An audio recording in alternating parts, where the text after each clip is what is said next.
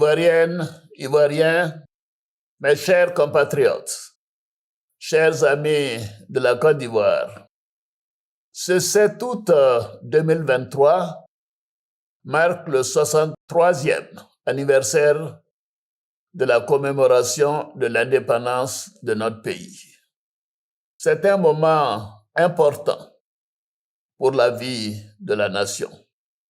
Cette année, cette célébration se tient dans un contexte de deuil national, suite au décès survenu le 1er août dernier de mon aîné, le président Henri Konan Bédié, ancien président de la République de Côte d'Ivoire.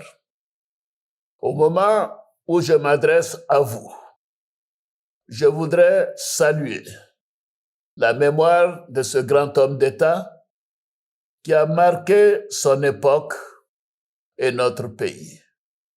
Je réitère mes condoléances à son épouse, Madame Henriette Bédié, à sa famille, à son parti politique, le PDCI-RDA, et à tous les Ivoiriens. Chers frères, chères sœurs, en dépit d'un contexte mondial difficile, marqué par les effets négatifs de la pandémie de COVID-19 et la guerre en Ukraine, l'économie ivoirienne poursuit sa dynamique de croissance avec un taux de 6,7% en 2022 et une projection de plus de 7% par an pour la période 2023-2025. Par ailleurs, l'inflation a pu être maîtrisée grâce à la politique monétaire menée par la BCEAO et les décisions prises par le gouvernement de subventionner les produits pétroliers et de plafonner les prix de plusieurs produits de grande consommation. Les grands équilibres macroéconomiques sont donc maintenus. La bonne gouvernance et la lutte contre la corruption se renforcent chaque jour grâce à l'action du gouvernement et des institutions compétentes. Pour consolider les bonnes perspectives de l'économie ivoirienne et accélérer sa transformation structurelle, nous avons conclu un programme économique et financier de dernière génération avec le Fonds monétaire international. Les réformes identifiées dans ce cadre, que le gouvernement du Premier ministre Patrick Achi met en œuvre avec vigueur, accordent une place centrale au secteur privé et à l'instauration d'une fiscalité mieux adaptée à la structure actuelle de notre économie. Comme j'ai eu l'occasion de le souligner, nous sommes déterminés à faire émerger des champions nationaux dans tous les secteurs de notre économie et à poursuivre l'amélioration de l'environnement des affaires. Pour donner un meilleur cadre de vie aux Ivoiriens et renforcer la compétitivité de notre économie, les grands chantiers d'infrastructure se poursuivent. C'est dans ce cadre que nous avons récemment procédé aux inaugurations du parc des expositions d'Abidjan, de l'autoroute Yamoussoukro-Thiébissou, ainsi que de l'usine d'eau potable de Lamé. Le pont de Cocody sera inauguré dans les prochains jours et d'autres infrastructures structurantes seront bientôt terminées, notamment l'autoroute Thiébissou-Bouaké, la côtière Abidjan-San Pedro-Grand Bérébi, le pont reliant Yopougon au plateau, l'autoroute de contournement d'Abidjan, ainsi que la centrale solaire de Boundiali, les barrages hydroélectriques de Gribo-Popoli et de Sengrobo-Awati. Je suis heureux des progrès accomplis à ce jour. en matière d'infrastructures routières, de santé, de protection sociale, d'éducation, formation, d'électricité et d'eau potable qui sont si importants pour nos populations. Mes chers compatriotes, chers frères, chères sœurs, l'objectif de notre action demeure l'amélioration continue de l'accès de nos frères et sœurs aux services sociaux de base. C'est pourquoi, malgré la conjoncture difficile, nous poursuivons les investissements dans ces secteurs. La mise en œuvre de nombreux projets et programmes, en particulier le programme social du gouvernement, initié par feu le Premier ministre Amadou Gon Coulibaly, ont permis de renforcer l'offre et la qualité des services dans ces secteurs prioritaires sur toute l'étendue du territoire national. Conformément à nos engagements, nous avons redistribué les fruits de la croissance à travers des mesures sociales fortes, telles que la revalorisation du SMIC, l'augmentation de la rémunération des fonctionnaires, ainsi que des fonds alloués à l'entrepreneuriat et aux initiatives des jeunes. À cet égard, je voudrais indiquer que le programme jeunesse du gouvernement est une nouvelle approche dans la prise en charge des besoins de nos jeunes dans leur diversité, en mettant l'accent sur la formation, l'encadrement, l'insertion professionnelle et le développement des compétences. Ce programme est doté d'une enveloppe globale de 1118 milliards de francs CFA pour la période 2023-2025. En effet, dans un contexte international marqué par de nombreuses crises et d'importants bouleversements, notamment la guerre en Ukraine qui perdure, les naufrages tragiques en Méditerranée, nous devons demeurer à l'écoute de nos jeunes et des populations les plus vulnérables. Nous devons renforcer leur sécurité, encourager la participation active de la jeunesse à la vie de la nation et leur fournir un cadre de vie favorable à leur épanouissement, car ils seront les élites de demain. Mes chers compatriotes, les institutions sont le socle de la nation. Elles assurent la protection des citoyens et garantissent les droits et libertés de toutes les Ivoiriennes et de tous les Ivoiriens. La récente modification constitutionnelle qui vient d'être adoptée par le Parlement, réuni en Congrès, permettra plus d'efficacité dans l'examen des projets de loi soumis au Parlement par le gouvernement, en faisant coïncider la période de travail parlementaire et celle du travail gouvernemental.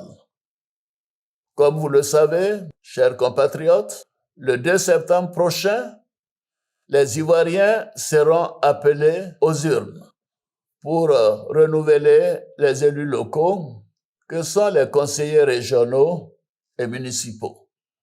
Les élections sénatoriales pourront donc être programmées pour le 16 septembre 2023 avec la participation de tous les partis politiques, car les sénateurs ont été maintenus en fonction depuis décembre 2020, en attendant le renouvellement des conseillers régionaux et municipaux par tous les partis politiques. Je souhaite que toutes ces élections se déroulent dans un climat de paix et de fraternité. Il y va de la consolidation de nos acquis démocratiques. J'en appelle donc au sens des responsabilités de tous les candidats, des partis politiques et de l'ensemble de nos compatriotes.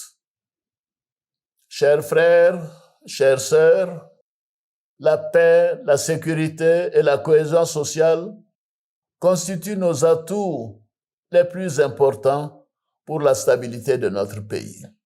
Nous devons maintenir ce climat de paix et de sécurité pour poursuivre la dynamique de développement socio-économique de notre beau pays.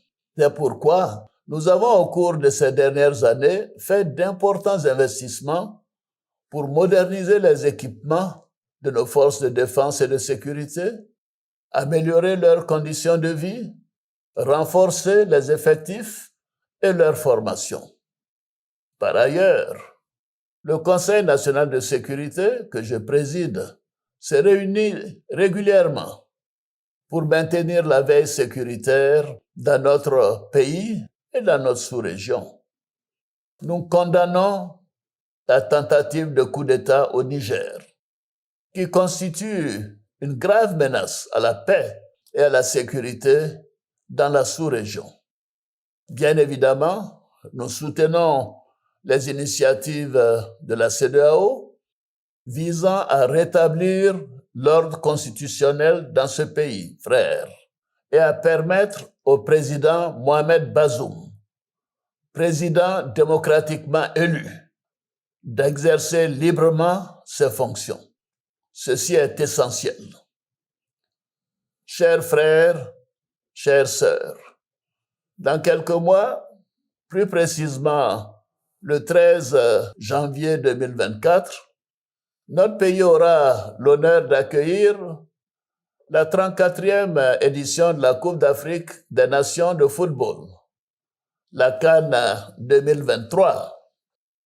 Nous sommes déjà prêts, je dirais fin prêts, à accueillir la plus grande compétition sportive du continent. Avec la légendaire hospitalité de nos concitoyens, je suis convaincu que nous offrirons au monde entier ce que nous avons de meilleur en termes d'accueil, de culture et de richesse touristique. Je félicite le Premier ministre Patrick Achi et le gouvernement pour la qualité des infrastructures. J'y associe tous les partenaires, tous les autres partenaires, nationaux et extérieurs, qui contribuent au respect de nos engagements pour l'organisation réussie de cette CAN. À nos éléphants footballeurs, je voudrais vous assurer de mon soutien, du soutien du gouvernement et de l'ensemble des Ivoiriens. Vous évoluerez dans les conditions les plus optimales lors de cette CAN à domicile. Rendez nos compatriotes encore plus fiers par vos performances. Par ailleurs, la 19e édition du championnat du monde de basketball se déroulera du 25 août au 10 septembre 2023. Je voudrais féliciter nos éléphants basketteurs qui se sont brillamment qualifiés pour cette prestigieuse compétition au cours de laquelle vous aurez, comme à l'accoutumée, à défendre dignement le drapeau ivoirien. Mes chers compatriotes, chers frères, chères sœurs, le père de la nation, le président Félix Houphouët-Boigny, avait pour seule obsession la paix des cœurs, la paix sociale et la paix entre les nations. J'ai foi en cette vision parce que la paix est le premier pilier du développement. Nous continuerons donc à y travailler sans relâche pour le bonheur et l'épanouissement de tous les habitants de notre beau pays pour une Côte d'Ivoire développée et moderne. Chaque Ivoirienne et chaque Ivoirien a un rôle à jouer et je voudrais compter sur chacun de vous. Les avancées de ces dernières années ont généré de nombreuses opportunités dans tous les secteurs et dans toutes les régions de notre beau pays. l'État sera aux côtés de chacun de vous pour vous accompagner dans la concrétisation de vos projets.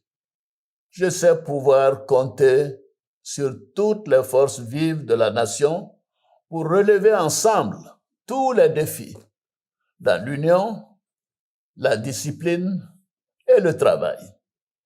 Bonne fête de l'indépendance à toutes et à tous. Vive la République, vive la Côte d'Ivoire, que Dieu bénisse notre beau pays.